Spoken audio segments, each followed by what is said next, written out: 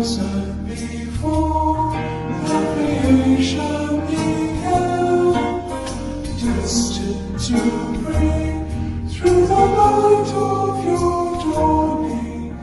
conquest of Satan and rescue to man. And from your throne,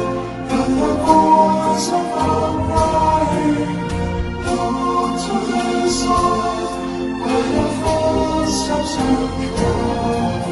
stretch out your arms to us living and dying,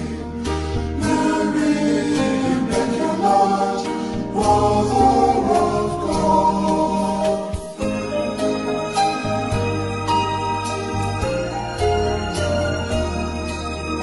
We sinners all and your sinless affliction, fallen and weak, for let mercy be plead.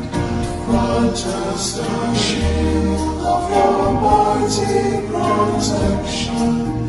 measure your aid by the depth of our need,